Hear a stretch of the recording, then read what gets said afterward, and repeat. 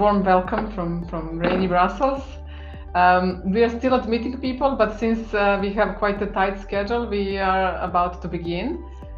We are very happy to welcome you for the final event, final online conference of the project JustEU&Me. Our online finalizing event is called Youth Meets the Union, empowering youth in EU to advocate for their social rights. European Movement International is the largest pan-European organization who gathers European networks and national organizations in a joint endeavor since 1948 to increase and strengthen European cooperation and integration. And we are one of the partners of a bigger consortium, and we are actually one with the role to try to facilitate and enable dialogue between EU policy and decision makers and youth activists who have been very active in the last 2 years in JustEU&Me project. Apart from Action Aid Italia, for which I'm speaking on behalf of as coordinator, was the project manager of the project, and European Movement International, which is hosting the last event of this project. We were a consortium made of 7 organizations: Foundation of Alternative Educational Initiatives in Poland, International Initiatives for Cooperation Galicia from Spain, International Initiatives for Cooperation in Bulgaria, CMOP from Greece, and Transitions Media from the Czech Republic. I forgot to mention that the project has been funded by the European Union Citizens, Equality, Rights and Values Program 2021-2027. Our project was aimed at supporting youth activists in 5 specific member states, EU member states: Bulgaria, Greece, Italy, Poland, and Spain, to advocate in their own countries, but also at the EU level, for policies that could implement the European Pillar of Social Rights as a framework. Specifically, 3 principles had been addressed. The first one being the first principle actually on education, training and lifelong learning access all through life, providing gender equality in education and labor, in the labor market, second principle, and the third one on equal opportunities. We had activists from Extinction Rebellion local groups, but we also had campaigners from coalitions as My Voice, My Choice, The Right to Repair, to share their practices, their results at the local, but also the European level. This facilitated the dissemination of the transmission of practices, but also the understanding of how to actually use such tools in the national campaigns that were later implemented at the local level by the activists in the specific countries. Stefan Olsson, who is currently the Deputy Director General for Employment, Social Affairs and Inclusion. For those of you who might not be familiar with how the EU institutions work, he's probably one of the most senior officials in the Commission dealing with this area. It's seen very important now. I think it's been very important throughout the years I've been here. But we can see now, if you look, for example, at Ursula von der Leyen's, the Commission President's latest political guidelines for the next 5 years, she says explicitly that we have to make sure that young people can use their voice to help shape our future. And this will be part of a wider commitment to giving young people greater freedom and responsibility within our societies and democracies. And those are really meant words, and I think it's something that we try to take care to respect and to involve youth activists, youth organizations throughout our processes. We saw in the European Year of Youth in 2022 that the issue of inclusive societies, including gender equality and anti-discrimination, was through these Eurobarometer studies we do, the big surveys, was really a priority for Europe's youth in order to what the EU should be doing. And that's of course very comforting and stimulating.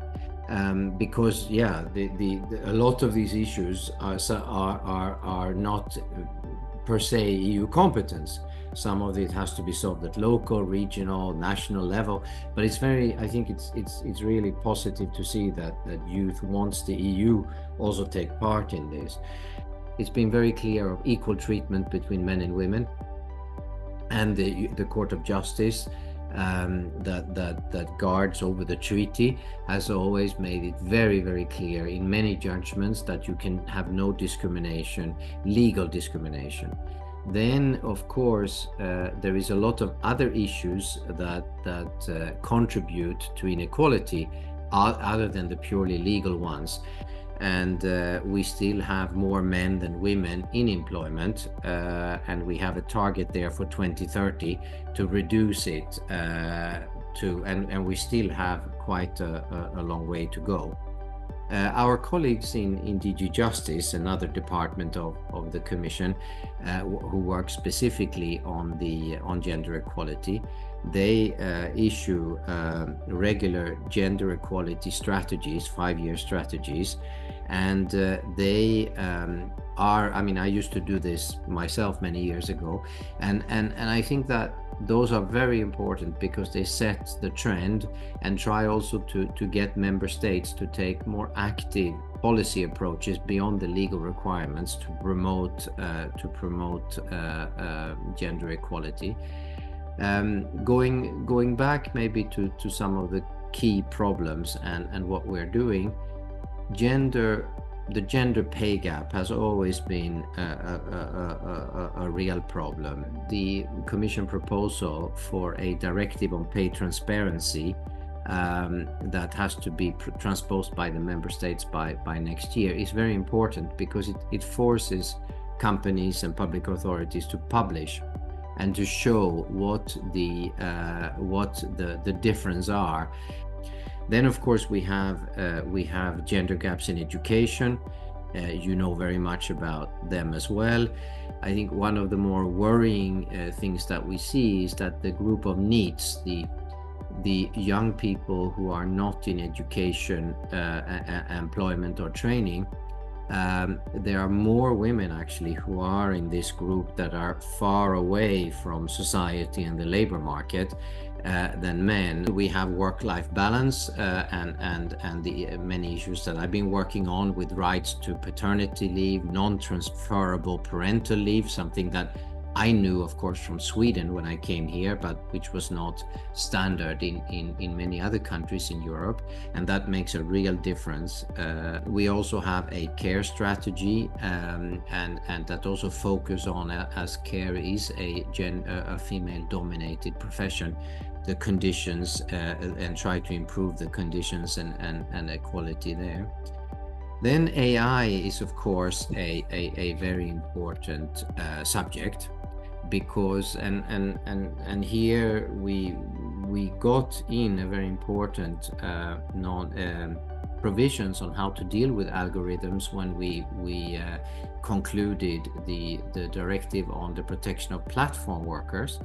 For example, the often referred to example is that if a longer absence from work, which could be a maternity leave, would in some way be seen negative by the algorithm, and therefore it would not pick out those CVs. Of the issue of workplace harassment, where we also have legislation setting out specific support measures for victims, and of course making very, very clear that such harassment is not acceptable.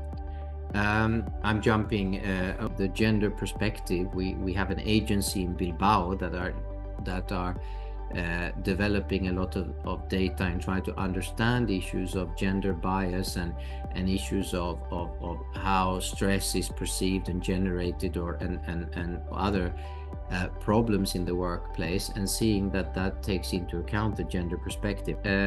So what we see for the next 5 years, they're both on youth and gender equality. President von der Leyen has sent a very ambitious agenda.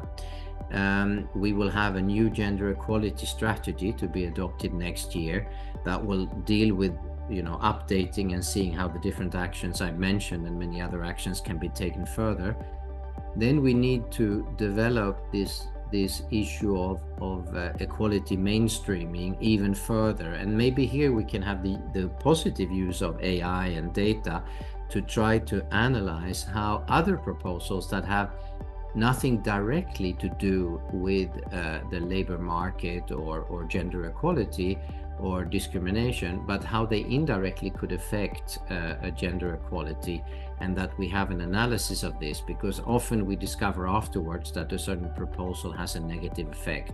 Hi everyone, I'm Abdullah from Italy, and I just have this question. So how is the concept of intersectionality taken in consideration, and also how are the institutions trying to avoid tokenism? So it's not just to have a young people working, or just to have one woman working there. How is trying to avoid this kind of tokenism and also the consideration of intersectionality? Thank you. When we were working on the European year, we really saw the dangers of picking up one perspective and not. So we tried to create a very balanced team of young people, and I mean they're different ages, but mostly of young people, and then also to talk to all organizations beforehand to see if we were missing issues before. But that's a real difference from when 20 years back.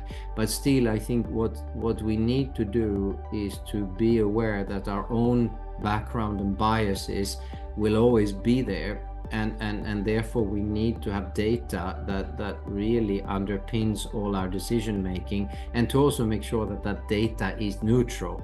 And there again, I hope that the modern technology and data collection can really help us, so that we don't fall into some kind of stereotypes that we're not aware of. But do you personally believe that the general public knows the impact that the European Union has on its lives, especially on matters like gender equality? I also think that what really matters is what happens on the ground, and if there is a law in Greece that forbids discrimination in recruitment, and if that law actually in some way goes back to a court case or a European law, does it really matter? What matters is that law is enforced and that discrimination in recruitment is forbidden.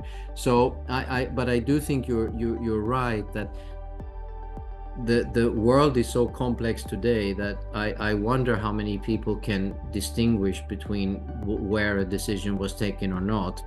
But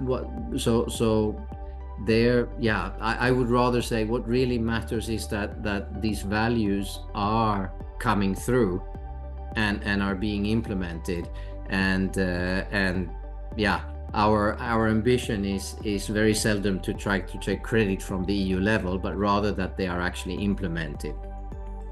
And that also leads a lot of youth generations to, not want to have children, for example, or choose career over having a family. And how do you think that youth participation could maybe change this aspect, if at all? I think that when we can have an open dialogue about what are the real problems, what are the real challenges, for example, what could it be, online bullying or things that to me I can understand it intellectually, but I have obviously not been part of it because I was far too old when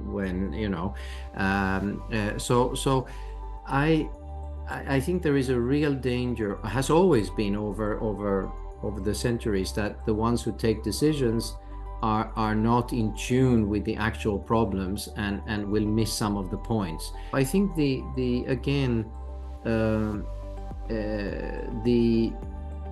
gender balance of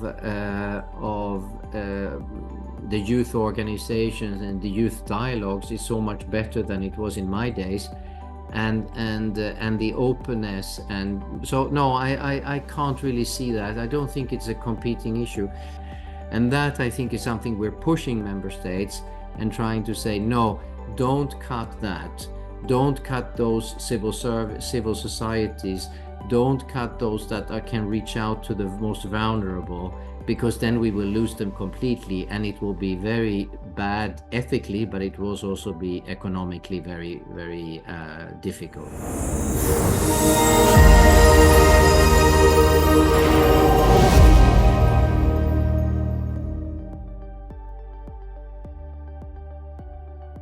Parallels, in fact, with some of the work we do, for instance, on gender stereotypes, where we have conducted a campaign precisely to tackle gender stereotypes, knowing particularly well how increasingly challenging gender stereotypes are today in a world where social media has taken the space it has taken, and on which there are so many stereotypes disseminated constantly. And so our work during this mandate has been that of championing the Union of Equality, which looks, of course, at the grounds of gender, but not exclusively. We have 5 strategies on equality, namely gender, LGBTIQ, anti-racism, Roma, and disability rights. It's important for us that all these strategies are interlinked through measures that we have, both in terms of mainstreaming and intersectionality. So we have set up a task force on equality within the Office of the Secretary General.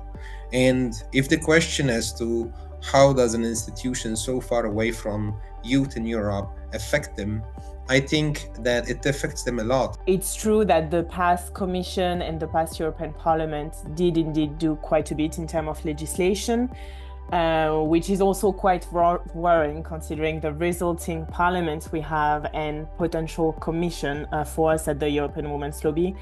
We are a bit concerned because we saw how having progressive and feminist women leaders at decision-making position in the parliament, in the commission with their team, also male allies, etc., advance women's rights and gender equality, and we fear that that might not be the case in the next mandate.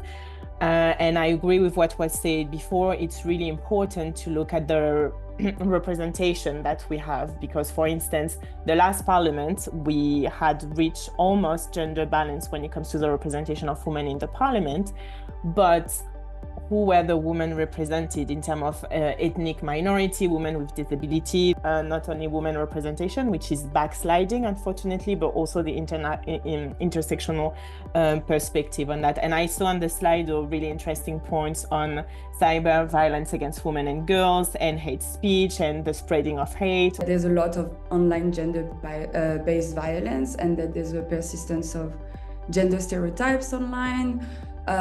We all know, I think, at this point that young women are particularly vulnerable to harassment, abuse online, considering that really can limit their freedom of expression and participation. And so that requires kind of like a stronger regulation and enforcement of digital rights protections, which is something that we focus on at CDT Europe. And if maybe we can look back at the last mandate, we've seen progress at EU level, so with the Directive on Violence Against Women and Domestic Violence being adopted this year in May. I know that EWL also worked a lot on that topic. So, you know, we welcome this, even though we're not entirely happy with the result, but at least the decision makes certain forms of violence against women, both online and online, a criminal offense across the EU.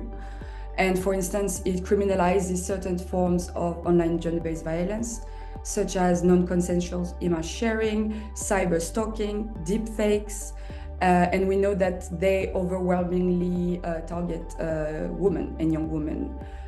Where we think that the EU can go further, maybe, is by implementing frameworks like the really big one, the Digital Services Act, to really ensure that platforms such as Facebook, Twitter, TikTok take responsibility for online harms.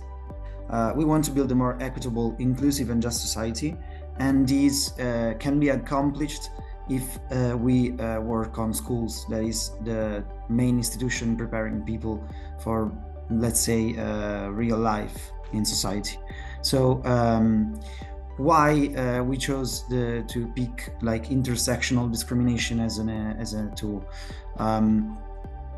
What stuck us, like we didn't want to focus only on gender equality, because as already emerged in the other panelists said, intersectional discrimination involves many dimensions of the identity that are also linked and synergically interacting with each other. This means that we need tools capable and statistics capable to grasp how these discrimination are reproduced. And so we drawn a manifesto, political manifesto that contained policy recommendations addressed to the EU institutions. One of these is to urge the European Commission and the Euridice network that collect data about education to include intersectional violence as one of the structural indicators, and also to implement the Action Forum 5, including priority area 1 of the resolution of the Council of Europe on Educational Cooperation. But also we ask for a collaboration among state member of the European Union to share policies and adopt good practices. What I can say, however, is that the European Commission is well aware of the fact that women have a hard time in pretty much every sector of society, particularly the higher up you go in terms of climbing up the ladder. So if we're speaking about politics, the closer an election gets, the higher up a woman is in her political party or whatever, the greater the difficulty very often. And this is something we have witnessed in the run-up to the last European Parliament elections, and it's something that we have witnessed pretty much in every election prior to that. And what I can say is that we definitely welcomed it, like CDT Europe was part of consultations and in the whole like regulatory processes.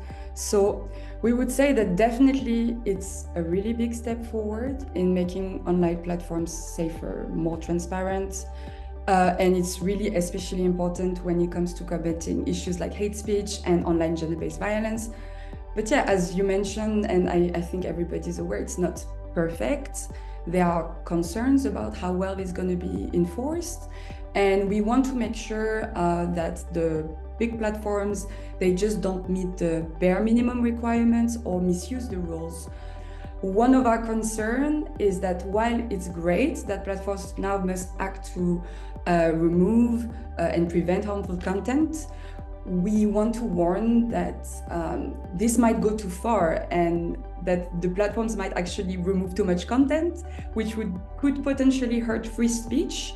So we need to make sure that there's a balance between safety and freedom of expression online.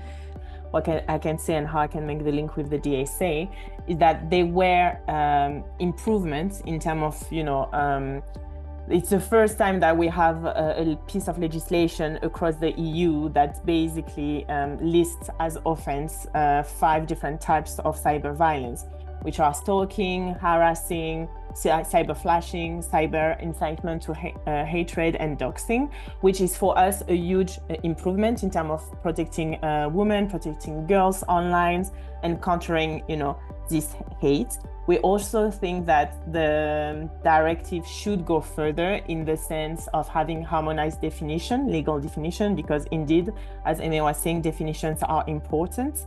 Also having the data necessary, the gender sensitive data and disaggregated data to actually monitor properly the implementation of the different legislation, but also having digital skills to prevent risks. So having, the online community trained, having the police enforcement trained also in terms of digital skills. The directive is not perfect in our opinion, but that's a bit another topic, so I'm not gonna go in there. I don't think there are any such thing as a perfect directive. No, but like for instance, someone was mentioning education earlier, and I think it's also linked to education because, you know, having these trolls online, having this hate online. Also, it was mentioned like the DAC and the role of online platform in removing the content, etc. We think that's something that's going to be really critical, that the online platform play their role in this regulation. And something else that I think is critical to remember is also that, unfortunately, when it comes to STEMs or the online space or all the jobs in the digital economy and digital and technology in general, there is a lack of women representation. But I think the merit principle, because the last part of your question is a bit based on, you know, are there enough qualified women, basically? Yeah. That's always the narrative that we hear to counter, you know, like the implementation of quota, for instance, or like the fact that there is an underrepresentation of women in a certain sector. There is an education aspect, but there is also an aspect of, you know, not being lazy when it comes to recruiting, you know, also questioning yourself in your bias when recruiting. So, you know, like there are qualified women. How do you get the information to these qualified women so that they apply? How do you screen the people that apply, etc.? We were a bit tired to see that gender equality and a woman's right are seen as like a nice to have when it should be really at the core. And also we were calling EU decision makers to reflect on, you know, their ambition to spread these values outside of Europe, to include these values in their foreign policy, for instance, while internally that's not something that is necessarily applied. So that's really a bit hypocritical in a sense. We were also quite disappointed to see that, unfortunately, despite what was announced in the political guidelines, President Ursula von der Leyen kind of weakened a bit the gender equality portfolio and women's rights portfolio. I mean, not for gender necessarily, but for equality for sure, like every type of equality, including women's rights and gender equality, which we had in the previous commission. And what that's meant is that not only you had a specific commissioner, but you was that Vera Jourova, was it? You had no, Dali was Commissioner Dali, but you had the resources also to go with it, because right now you have a lot of different topics under one portfolio and you do not have the resources like financial, the staff. So that's really worrying for us. For example, the alias career that gives the possibility to people that are recognizing themselves in one of the two genders, or they can choose to enroll in school with the name of election. For example, if I recognize as a female, as a woman, I can like just apply for the school with that gender instead of having my documents controlled, checked by the school, for example. And this can help people that are already marginalized for their identity to feel recognized inside of schools. One other aspect that doesn't really deal with the identity is participation in schools. So schools have to implement spaces for students to express themselves inside the school councils, being represented in at least the same number than teachers and parents. If you have your kid going to school and you want that a math teacher is able to teach math, I mean, if he needs to be educated, he or she needs to be educated in school to be a good citizen, to respect the others, to respect differences and learn such values, you need teachers being able to teach that.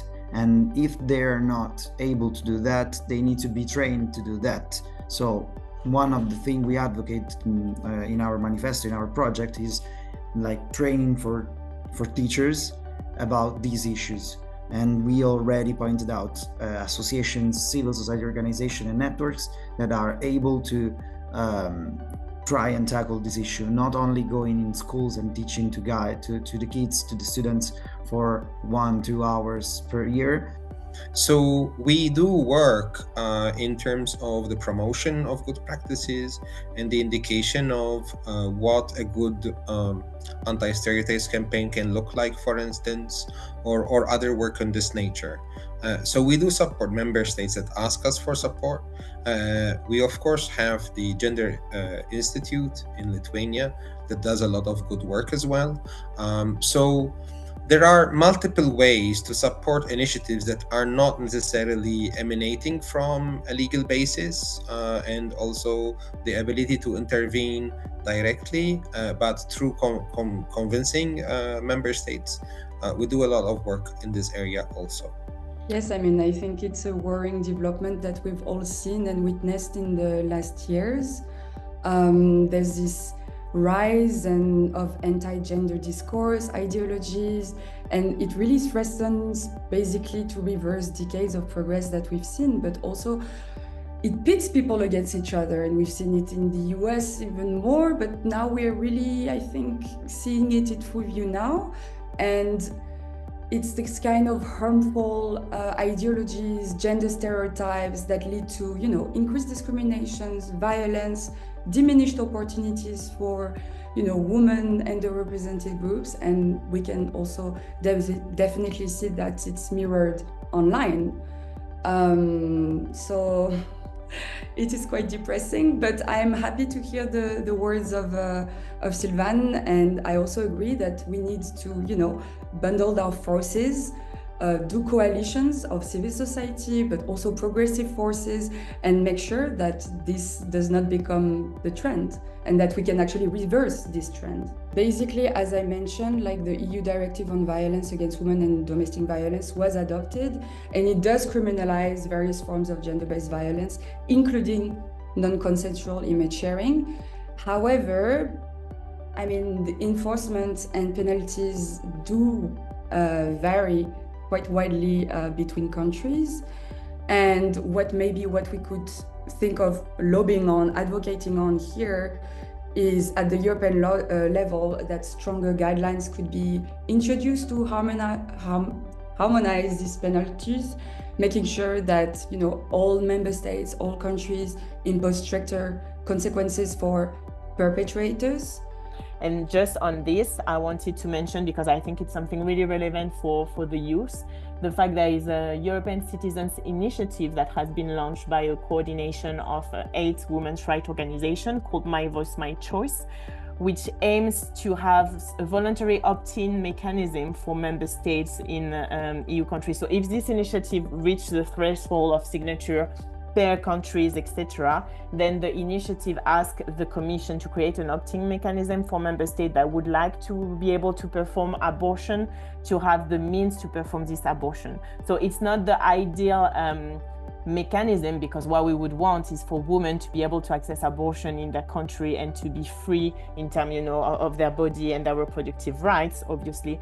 But because health is a national competence, this is also a way, until abortion is, free, accessible, and safe in every European country, to allow some women from one country to another to maybe go to another member state to be able to terminate pregnancy safely. So I don't agree with the juxtaposition there. Firstly, the Istanbul Convention is a convention that is within the auspices of the Council of Europe, and the implementation mechanism for it is different than that of an EU directive. So the way we will monitor an EU directive is very different than what Grevio does. I'm not saying better or worse, but different, and they're both necessary. Grevio can come up with proposals that go beyond the convention, whereas we're unlikely to do that, for example, in terms of the directive. But then we can take member states to the European Court of Justice, and that is a big difference. Have you ever taken a member state to the European Court of Justice about that? About equality legislation, yes, multiple times. I know about gender-based violence. We cannot, because the legislation is so new. So of course we would need to wait for the period of implementation, to to pass, and then there's a period, of course, by when member states would need to report back, and then we would assess their own report and see where the gaps will be. And this links to what I was saying earlier, precisely because during this mandate we were successful in achieving change when it comes to legislation and adopting legislation that we had none of it before. For instance, on violence against women, we had no legislation whatsoever. During this mandate, the EU ratified the Istanbul Convention. The mission letter for Commissioner Lahbib is very clear that this work is not over and that the institution will continue working on it. We know that 1 in 3 women adult women have experienced violence of some kind during their lifetime. That's a statistic that we're not proud of as an institution. But the number of incidents of violence against women must go down, and we're working very hard to change that reality. Maybe I can just add very briefly on the directive that now this directive also covers like online gender-based violence, which is not the case of the Istanbul Convention. And I think it also focuses a bit more on everything related to prevention and support of victims. So that's also something that is different from the Istanbul Convention. Online harassment and safety concerns, which might mean that for many young women and marginalized groups, online harassment is actually something that deter them from, advocating online in digital spaces. Gender-based violence, but also gender disinformation, silence activists, and they discourage basically young people to participate in discussions around gender equality. For me, that's particularly considering we know that a lot of activism right now is done online. Another key issue, I think, is still the digital divide. And then another one that I can think of is also the fragmentation that we see of the digital landscape, because now activists, they use a lot of different tools or platforms. So, you have Facebook, Twitter, TikTok, Discord, and it makes it potentially difficult to actually unify movements, considering that each platform has a very specific target in terms of audience, algorithm, content. I think channels and spaces of free participation for students that can be involved in the school life and also in the school decision-making process, it's fundamental. So I'm not sure this is the solution of gender-related issues, but I think this is the only way to try and teach what democracy has accomplished as a process, as a functioning model for the Western world, somehow the European countries that still try to keep that model in place, and to try and get more participatory and more what is really important is from a young age to debunk gender stereotypes, both to the benefit of women, but also to the benefits of, boys and future men, because indeed you have a lot of gender stereotypes that condition women in certain roles, but that's also true to a certain extent for men. Although when it comes to violence, it's still, most of the perpetrators are male and most of the victims are women. So that's also important to keep that. But I think really what is crucial here is whatever the type of school, you need to fight sexism. And what you need to do, the Council of Europe did recommendation on that in 2019 on how to debunk, prevent sexism, combat sexism, etc. What is important is having, role models, like women role models. Talks about women history, also an inclusive women history, not only a certain type of woman. Having, looking at the different books that the students study, what kind of terms are used to describe, women, men, what kind of illustrations are put in books, etc. This is something that touches a lot of people. I don't have the stats there, but I think it was 62% of women in public offices have actually experienced gender disinformation. And the example of Jérôme of Ségolène Royal is really a great one. I don't know if that's why we still haven't had like a woman president in France, but definitely we have seen the same thing happening in the US, where as soon as Kamala Harris has said that she wanted to, run for office, so much hate, so much disinformation has happened online. I just want to say, focusing on a young woman, that what's critical, and also from the conversation, is to foster a safe space.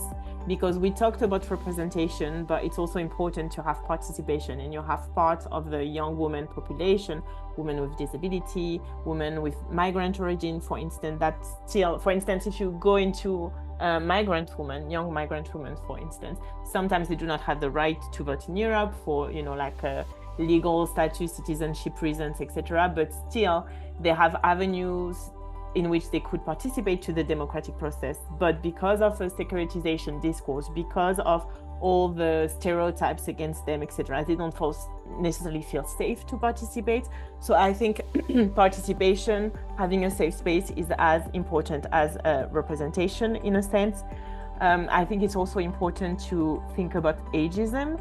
There is ageism against older women, but also against young women in the professional world. When it comes to sharing your expertise, there is also this tendency to, in the women's rights movement, to a certain extent, in CSOs, the young part of the generation often volunteers to try to move things and improve things.